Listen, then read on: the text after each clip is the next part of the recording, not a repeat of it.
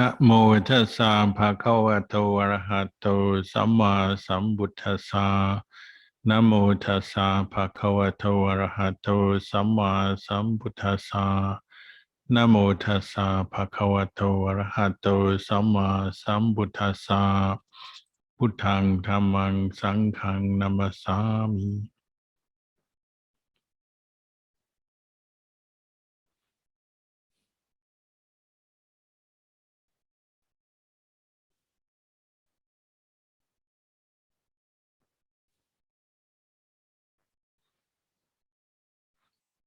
As a Buddhist monk, one of the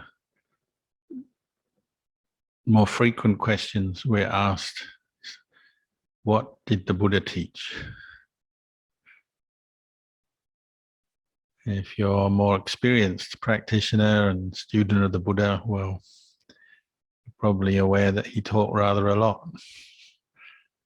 Many volumes of teachings stored in the Tripitaka, the three baskets, the Sutta Pitaka, the Vinaya Pitaka, Abhidhamma, all the Buddhist texts, many, many teachings. So then what do you do? How do you answer that for somebody who is new to Buddhism? You can't just bring out all the texts and say, this is what he taught, pile them up. But one way Ajahn Chah might answer this question, he could answer it in a few different ways, I think. Sometimes he would answer and say, well, the Buddha taught us how to be a good human being. So what does that mean, being a good human being? Well, one thing, you're already acknowledging you are a human being. Even that much, sometimes we forget. When we're not very aware and we're caught up in, particularly when we're stressed or suffering, we forget many things. We forget who we are, what we are, where we are, especially if we're really stressed, really suffering.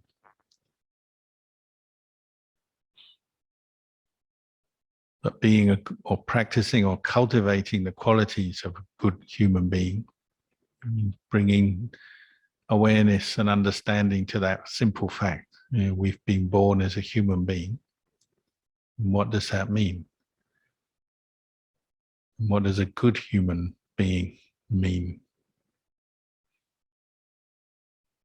And the other day when I came down from Melbourne to Adelaide on a plane, I travelled to the airport in a car. I was given a lift by a kind lay supporter, and then we sat in the airport lounge at the gate waiting for the plane.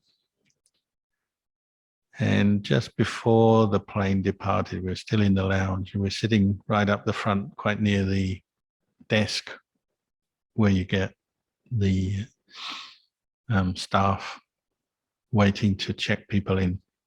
And they were standing there, and we were just sitting there. There's maybe 100 people in the area waiting to board the plane. One young man walked up, obviously very agitated, just you could tell from the way he was walking.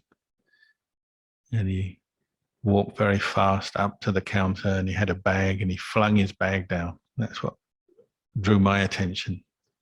And most people, they put their bag down carefully because they want to look after it and what's in it. But he just flung it down. So I guessed he was angry. And he started to complain to the lady behind the counter. And the main complaint was that he was in the wrong place at the wrong time. He should have been at another gate because he wanted to fly to Sydney and we were flying to Adelaide. So he was in the wrong place. And she was very patient, calm, non-reactive to his very aggressive behavior. And of course, everyone in the area couldn't help but notice what was going on. So all eyes were on the man and the woman. wondering how bad it would get, because he started shouting and swearing and getting agitated.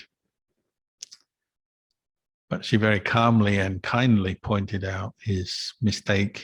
I think, not fully sure, but I think he had misread his own mobile phone, the details of the flight and where he had to go.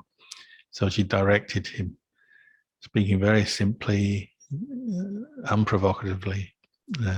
Nevertheless, he seemed like he wanted to blame someone for his mishap or mistake. So he got very agitated and shouted. So everybody just watched and waited. But eventually he picked his stuff up and stormed off. He continued to shout and swear as he stormed off. And then a few people near the counter, out of kindness, compassion for the staff, laughed and joked about the incident, which kind of cleared the air. So I was just sitting watching all this, but I could tell that everyone around who had witnessed this was empathizing with the poor lady behind the counter. She seemed very impressive. She didn't seem too flustered, so I got the impression she might well have to deal with that quite often and was used to it. But my general impression was that there were a lot of really good human beings in the room. Everyone showed concern for the lady because she was receiving a lot of anger and aggression without having done anything wrong. She was actually trying to help the man. Probably less compassion or less obvious compassion for the man because he seemed very unreasonable. But at the same time, there probably was some people were probably concerned, why is he so angry over such a small thing? But anyway, he left, so there was not much more anyone had to do with it, I imagine. But I was just witnessing what I thought was just good human qualities in a difficult situation, particularly the staff, but also the others who sympathized with her, gave her some words of reassurance after the event, and then just the concerned looks of everyone in the area. And of course, everyone else was either sitting or standing, not causing anybody any trouble or agitation at all. So one person, unfortunately, stressed, suffering, angry, 99 people behaving as good human beings. And my reflection was, well, that's actually going on all the time in the world. Of course, people get stressed and suffering and suffer every day. And occasionally they display it with others. But there's also many, many people, and perhaps the majority of people, clear majority of people in the world, are acting as good human beings. And probably most of them in that room were not Buddhists. You know, there was two obvious Buddhists, two Buddhist monks sitting there. And maybe there was one or two others who knew a bit about Buddhism, I don't know, but probably most of them weren't Buddhists. So this is not necessarily that you have to be a Buddhist to be a good human being. I would say it's probably just part of being a human being. It's that when we're born into this world, we already come with a store of good qualities.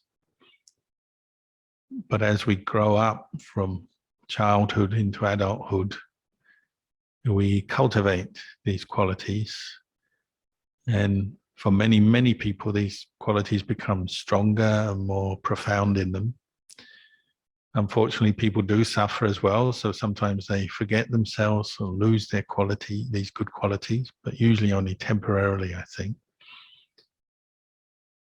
But actually, most human beings in the world, they have a store of really good qualities there, and they're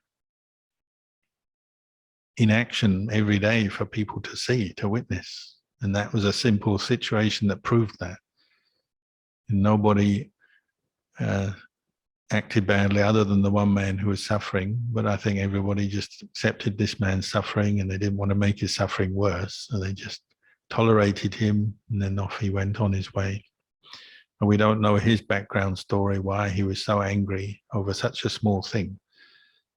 Maybe there's other things in his life that were leading up to that. But the basic display was of good qualities of human nature: patience, tolerance, compassion, sense of duty. So the staff just doing their duty, giving information even under duress. Other people looking on with a sort of concern to make sure everyone's all right. All kinds of good qualities on display. And I think most human beings display these kind of qualities all the time, regularly, but we often take them for granted or even overlook them or ignore them. But the Buddhist teachings are simply directed to bringing out these qualities and cultivating them more. So we actually come into the world with a sort of a store of good qualities already. And the Buddhist explanation for that is that to be born as a human being, we say, is you're the result of your good karma, your merit. And that you must have done good things and developed good qualities, good human qualities previously for you to be born into a human form in this life. Of course, that's difficult for many people to accept because it's difficult to see or prove. But that teaching is coming from the Buddha in his direct experience of the human mind, and you might say the psychic powers or special knowledges he gained of seeing the trains of consciousness of people being born from previous life into this life, and then people dying, it got where they were reborn into future lives. And witnessing that, knowing that for himself from his own experience of his own life and birth and death and rebirth, and then seeing in other beings. And then Sangha of people who have practiced well and developed their own meditative abilities, also confirming what the Buddha said. Even in this day and age, there are people who can confirm about, say, the law of karma and rebirth, birth and death, and rebirth. So it's coming from, not just from theoretical knowledge or supposition, imagination, but coming from direct knowledge. So we have this teaching that we're born into the world as a result of our good karma, that we develop good human qualities from before. But of course, another part of the Buddha's teaching is that everything goes according to causes and conditions. So how we behave once we're born, what we do, what we say, what we think, these are creating causes and conditions for what happens next through our life. Every moment is being conditioned by previous moments. So in one way of looking at life, you can say it's like a chain of events, physical and mental events, causes and conditions. One of the words, the technical words in Buddhism for this is ita pachayada. The causal nature of experience. Experience is dependently arisen. Depending on different causes and conditions, we experience things in this world. Both the physical things of this world and the mental experiences of our mind arise due to causes and conditions. And again, this has come from the mind of the Buddha first. The original one who discovered this through his own practice, but then confirmed by the awakened ones, the awakened disciples of the Buddha, and coming to understand the conditioned nature of our existence and our body and mind, and why we experience what we do, experience from moment to moment. Understanding that and then liberating themselves through that understanding. That's what we call nibbana, the end of suffering. Penetrating to see the causal nature of, or conditioned nature of experience, and going beyond it, transcending it.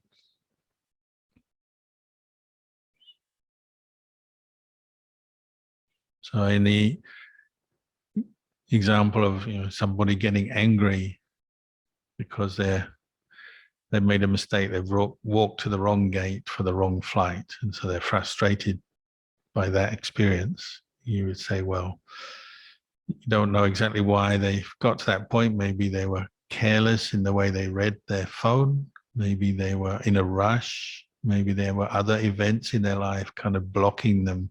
So they weren't really concentrating on what they're doing. So they're sort of walking around, going to the wrong place because they're not fully mindful or aware in that situation. So they come to the gate, the wrong gate for an aircraft, and then they realize that, they're told that, so they get even more angry. They're already angry and they get more angry. So there's the frustration of being in the wrong place, the wrong time. And that brings up a sense of tension in the body. So they're also going to have some physical tension, and that was very obvious with that guy. He was physically already displaying anger and tension before he even said anything. It was so obvious. So there's physical causes, and then there's physical feelings, sensations in the body, and then the frustration of making a mistake. Maybe he was late for his other flight. So there's more tension there, just the sort of the meaning of the experience. The perception is, oh, I'm late, maybe I'll miss my flight, just one more trouble in my day. And then a mistaken behavior of maybe shouting or swearing and being aggressive to try and rectify this situation. So maybe taking it out on the staff, even though there was nothing they could do, and they actually helped him to understand what his situation was and helping him to remedy it. But for him, maybe deluded by his own frustration and anger, taking anger out on someone else with speech, threatening gestures, and then stomping off. But all of this is causes and conditions, isn't it? But when we get angry, we tend, at that moment, when we're deluded by it, we tend to say, I am angry. And that's what we know. And then we act accordingly. And if we're somebody who's maybe experienced anger regularly, frequently, often there's a pattern of causes and conditions, patterns of behaviors, reactions, thought patterns, speech patterns, physical actions that maybe have been engaged in hundreds or thousands of times before. If somebody is not fortunate to have heard any wise teachings or met people who can help them understand this, they may just carry on like that indefinitely through their life, and maybe it gets worse over time. Physically, it takes a toll on their health, physical health, mental health. Maybe become more depressed, more stressed. It's possible over time. And the Buddhist description or explanation might be that they're gradually losing some of their humanity over time, if that was the case. And fortunately, most people, most of us do get angry from time to time, but then we regain equilibrium and recognize at least somewhat what is going on, that it was bad, it was suffering, and want to change it and want to avoid it happening again. And maybe that makes us learn lessons. But sometimes people don't do that, especially if they haven't heard teachings or got the right example in their life.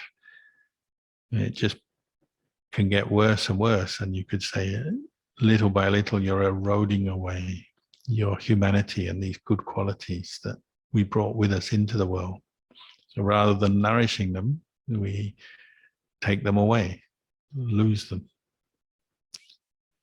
But the Buddhist practice is giving us the opposite. It's giving us the tools and the skills and the knowledge to help develop ourselves in a way where we can preserve our humanity and the good qualities that come with human birth, the mindfulness, the compassion, the clarity, the intelligence, and not only preserve them, but cultivate them and develop them further. And you might say that's, the miracle of being a human being.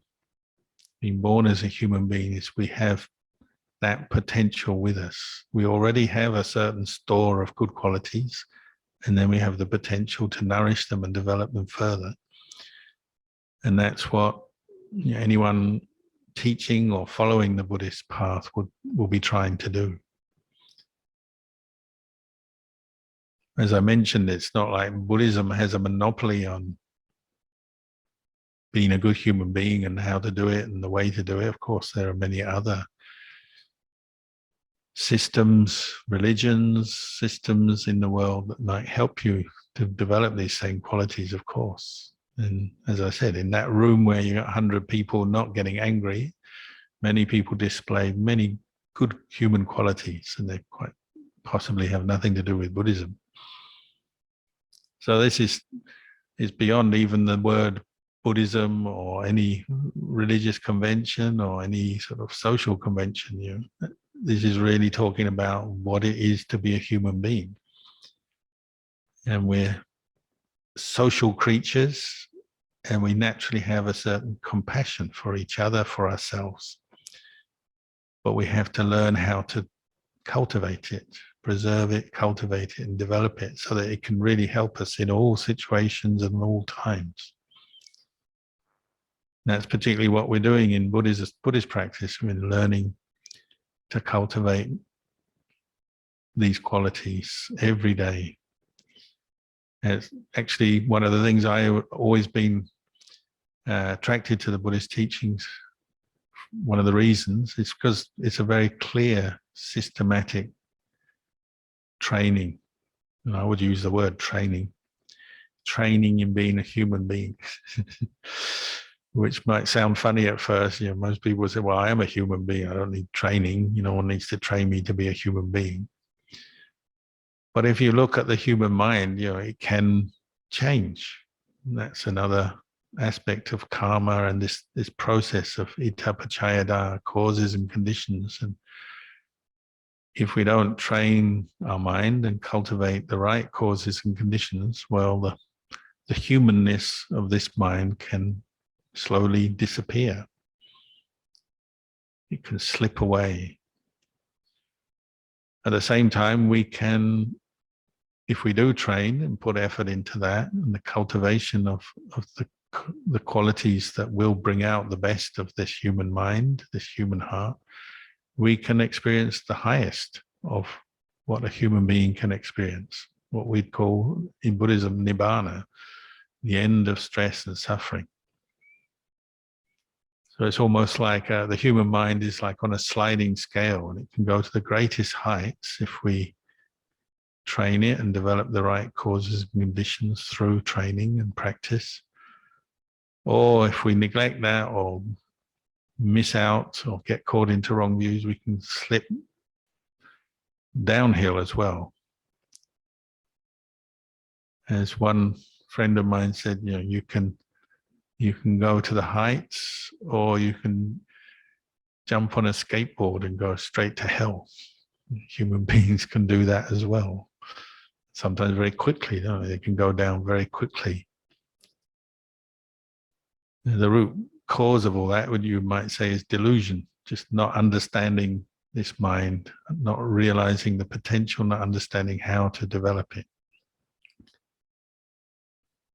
But if you've come across the Buddhist teachings, well, that's I'd say always a sign of hope, something very hopeful. And the Buddhist teachings are really quite optimistic, because they're saying you can always improve yourself in any situation.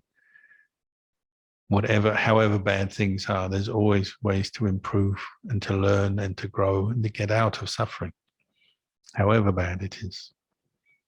It's never a closed book. Of course, sometimes we get into real difficult situations, and it may seem impossible at that time to get out, but there is always a way out, because this human mind can be developed.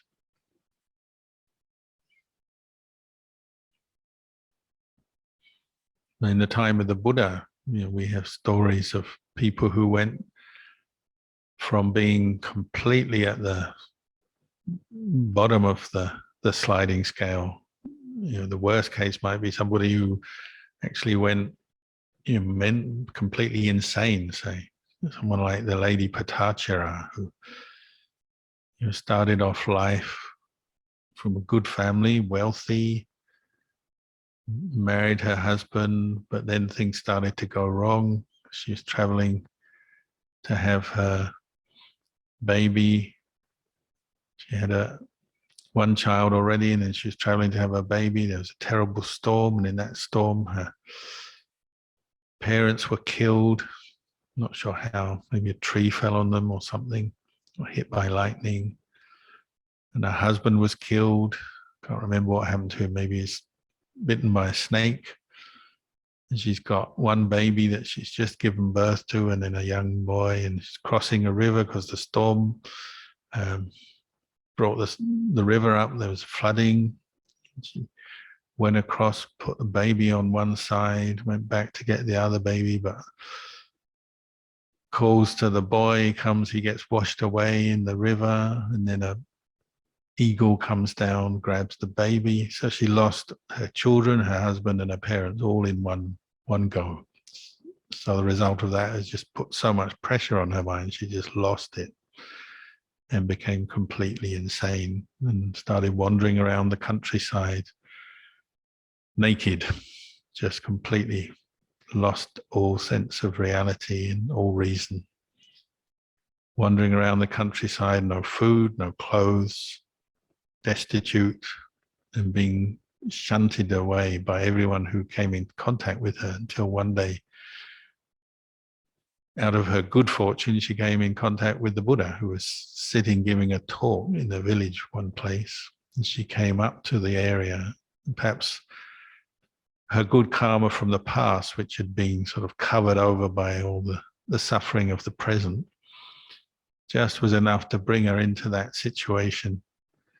She's still insane, completely mumbling and unable to be coherent with people. So they were all shooing her away. But the Buddha's metta, his compassion, he saw this person, even this person has potential. Even someone who's completely suffering, the worst kind of mental suffering human beings might have. Completely traumatized, completely probably psychotic, who knows. He called her in and said, "Oh, find her a blanket, cover her up, and let her sit down and listen." That's the compassion of a Buddha who sees the potential in a human, even someone who's really suffering. Gets her to sit down, and he's talking to others, teaching the Dhamma. And little by little, she calms down in the presence of the Buddha, because it's good atmosphere, good people. She's been shown kindness for the first time in a long time. They probably gave her some drink, gave her some clothing. And eventually, when she's calmed down enough, the Buddha talks to her, explains the Dhamma, and brings her back to her senses.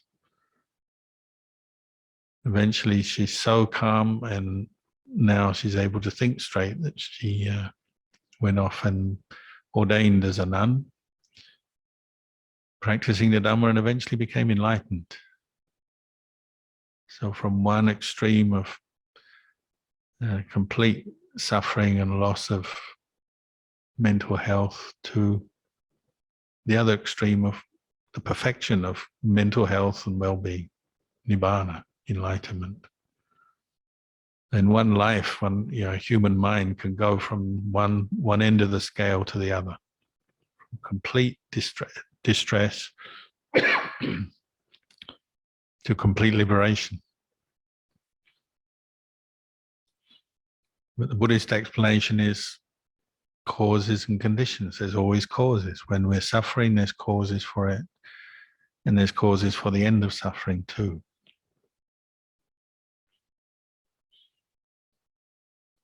One of the most useful teachings that we can use in this, and for that lady Patachara, it was particularly helpful for her, it's just the contemplation of impermanence, because the very nature of our experiences, causes and conditions, are making change happen all the time. And so if we develop the perception of change, look at change in our experience, we learn from that. It brings us a lot of wisdom and understanding, makes us cleverer because we understand things can change. So even when we're falling into an experience of pain, suffering, if we bring up the perception of change, we know one thing is that this can change. So like in the case of, the man who's really angry in the airport, almost certainly at some point his anger will have subsided. Hopefully very quickly, gets on his plane, maybe he gets what he wants and his mind settles down. But sooner or later, even the worst suffering will pass, because that's the nature of karma, that's the nature of change, it's the nature of the causal nature of our experience. Because of this, there is that. When this disappears, that disappears. Everything arises due to different causes and conditions. But when the causes and conditions change, then that suffering can pass.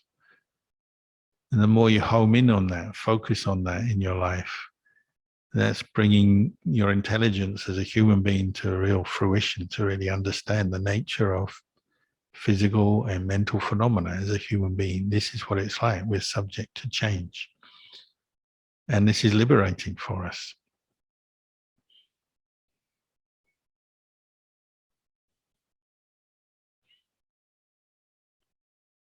And this is something you learn from meditation, isn't it? As you become more mindful, practicing meditation every day, you're learning to observe change in your own experience, the changing nature of your inner world of thoughts, feelings, memories, change in your body, the sensations and the aging and the changes of your body, and then the changes of the world around you. You don't actually have to do a lot. You don't necessarily need to theorize and philosophize and intellectualize a lot. You can do that if it helps you to understand, but you can also just watch and observe, and you'll see change going on all the time in your day, in yourself, in other people, and in the world around you. And there's nothing that isn't subject to change, is there? The tallest mountain of the world is still changing all the time, isn't it? Where are the tallest mountains? Himalayas. Himalayas, they say, are the spiritual center of the world. And so that's one reason they say why the Buddha was born at the foothills of the Himalayas in what is now Nepal at Lumpini, because it's like the spiritual center of the world. But those Himalayas once were flat. They've been gradually pushing upwards, haven't they? As India, the plate of India crashed into the plate of Asia, Central Asia, then you get the Himalayas forming, gradually pushing upwards, and they're still pushing up now, if I remember correctly. Maybe I got it wrong, maybe they're shrinking. But anyway, they're subject to change. So whether it's, the biggest mountain in the world, or a tree, or a person, or a microphone, or a camera, everything is subject to change. And of course, our own moods and mental states are too. And this simple knowledge, if we start observing it and recognizing it, we can use it to our advantage to free ourselves from suffering. So maybe as simple as knowing if you're in a situation where you've been frustrated and anger arises, if you practiced a bit, you might simply at that moment say, this too will pass, this will change. You may not be able to externally affect the conditions and what's happening around you, but your own internal reaction and mood, you can know it, and you say, well, how long till this changes? I'd even suggest as you practice more, it might even become a little bit almost like a form of game or entertainment, to watch how long your moods last. Everyone has to do it for themselves. You can't really do it with someone else. Someone else is upset, well, they're going to have to learn for themselves.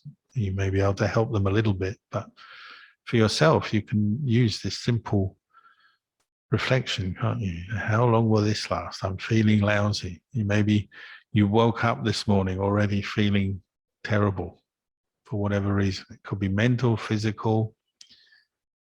Bring up the perception of change from the moment you get up in the morning. How long will this feeling last?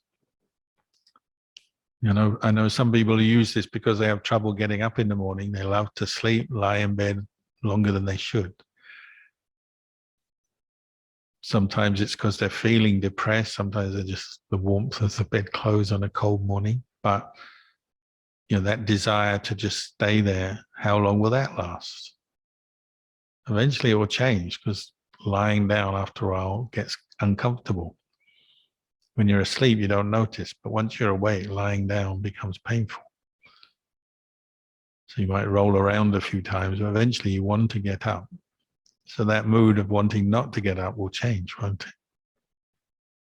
And you can use that simple reflection for your advantage, is how I've experienced this before, rather than going through the sort of whole mood of lying there. Shall I get up or not? When am I going to get up? Why do I have to get up? You just get up because you know your mood is going to change, and you've got up every day in the last, however many years of your life. Anyway, we just save yourself some time and just get up. But it's based on the understanding your mood at that moment will change. There's no need to give it too much importance or take it too seriously, because it will change.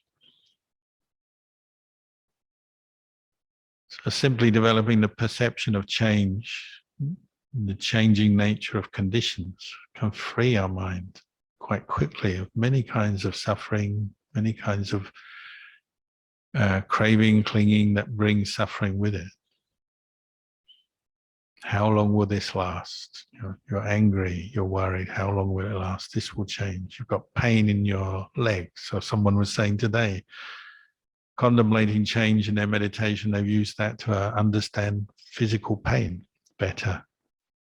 And they find that when they're mindful and bringing up the perception of change, directing it to a feeling of pain, sometimes the pain just disappears.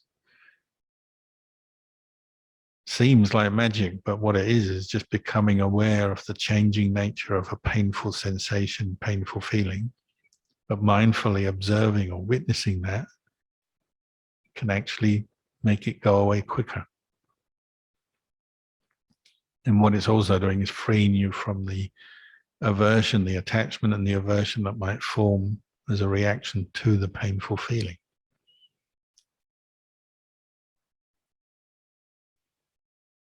So if you just were to just take this one simple theme and develop it through your day as you go about your business, it can liberate you from so much suffering, just observing the causal nature, conditioned nature of your experience, and how things are constantly being affected by different causes and conditions. But as causes and conditions change, then your experience changes.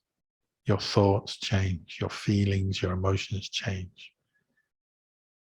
And this wisdom is liberating, and it brings its own peace with it as a result. Change, just knowing change doesn't kind of bring your mind to this sort of flat, empty feeling where everything changes and you become depressed. But it's actually liberating, meaning your mind becomes lighter and happier because it knows change, and therefore is not clinging so tightly to experience, and particularly the experiences of suffering, physical suffering, mental suffering. It changes. You can use that, and from that you get relief, even joy, even happiness, by knowing it changes. If you were really angry, whether in an airport or anywhere else, if you were to introduce the qualities of using your intelligence, using your wisdom and understanding, applying mindfulness and reflecting on change, you may still have to be with those unpleasant feelings and that some of the negative thoughts that have come up. But you start introducing the perception of change, and you may ask yourself a question: how long is this going to last? When are things going to change? And then you watch and you follow along. Sooner or later, you'll notice the change has come. That particular train of thought or the feeling has passed. And most people find if they're mindful at that moment, they really gain a deep insight, understanding, because they see, oh, that mood changes. It's not that real. It's not that important, in the sense you don't have to give a lot of value and importance to it, because it changes. It doesn't last. And when you see the point where it changes, your mind is free. It's what we call liberation of mind, or the cessation of suffering. When you're mindful at a point where a particular mental defilement or negative emotion has been there and then it's passed away, and you see that, at that moment your mind is liberated. If you do it once, you can do it again and again. And after a while, it can become a good habit. And it's almost like intuitive. So you just know, as you may still be falling into moods of anger or agitation, worry, disappointment, or frustrated expectations and desires. But as these are happening, you're also introducing the awareness of impermanence, change. It can almost be fun. Just watching, how long will this last? So you have some strong desire come up for something that you haven't got at this moment. I really want to do this thing. I really want to get that thing. I really want to have that experience. Rather than just getting lost in it and following it through to its conclusion, you can also just establish the internal awareness of change and ask yourself, how long will this desire last? Let's see. So it's almost like a fun thing to do, your own personal journey or investigation. And already that kind of reduces the impact of that particular desire on your mind. So it's not overwhelming you or frustrating you, or agitating you. We're just saying, oh, there's a desire here. Okay, how long will this last? And many people, when they're on retreat, they learn this to help deal with all the desires they're having. Because if you're doing a meditation retreat, well, you have many hours of quiet time observing your mind. Well, there'll be different frustrations, expectations, desires coming up. But if you introduce the perception of impermanence, you can say, well, how long will this last? 5 minutes, or half an hour, 1 hour? How long? And you observe and you watch. And it can be quite enjoyable, observing impermanence or change as it takes place. And then sooner or later it's gone, and you say, oh, that desire's gone, now I feel free. And you get a little buzz from that, don't you? The buzz, or the joy of letting go and knowing why you've let go, because you were bringing up mindfulness and seeing the impermanent nature of a particular desire. So you've done it with mindfulness and understanding, and that leads to some sense of joy, happiness, and it leaves a good result in your mind. That's wisdom. Some understanding and wisdom is there for the future as well.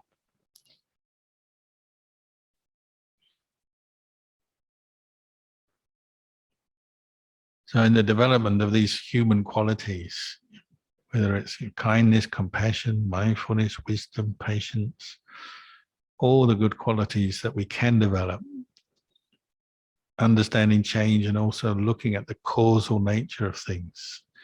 And when you introduce mindfulness, that's one cause, isn't it? What are the results of that? Well, the mind tends to become more steady, more aware, gives rise to clarity as a result. When you introduce kindness or compassion, it changes your mind. If it was previously experiencing anger, hatred, aggression, then it changes it. It's a new cause into the mix, but for the better. Mindfulness and kindness and compassion are accompanied by pleasant feeling. So if you've been angry, you become more aware that, oh, this is unpleasant, I'm feeling tense. You introduce a thought of kindness, tolerance, acceptance, compassion, whatever works, whatever angle works. Well, that's a new cause, and you have a new result, which is a feeling, pleasant feeling.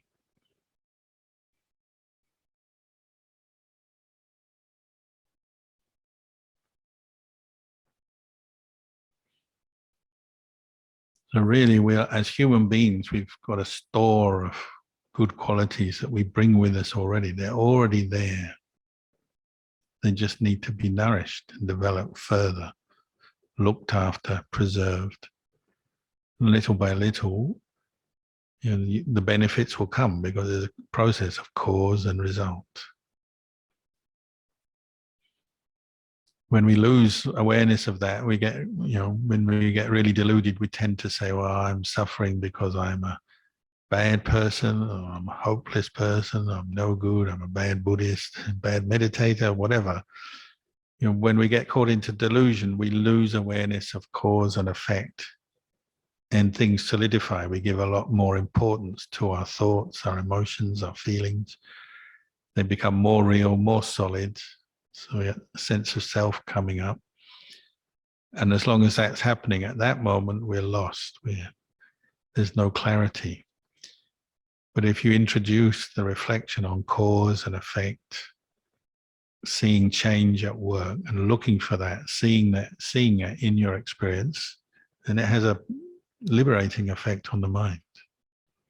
And you can prove that to yourself over and over again. So then you get more confidence to do it. It even becomes enjoyable. As Ajahn Chah used to say, it's like standing under a mango tree and your friend is up the mango tree picking mangoes and dropping them down to you. All you have to do is sit there with your basket catching mangoes, and you end up with a basket full of nice ripe mangoes. Right? Once you train yourself to do this, then you can just collect mangoes from your experiences. Even unpleasant experiences can give you insight into the impermanent nature, the causal nature of experience. Anger arises from a cause, and then it passes away and it ends. Compassion arises from a cause, and you can keep bringing it up if you choose to. And we can introduce wholesome qualities into our experience from good causes, or we can forget ourselves and introduce the suffering again, the agitation, the worry, the anger. But as you become more aware of these things as causes and conditions, then it's just like collecting mangoes. Oh, another thought, another feeling, another mood, another emotion. Everything can teach you something.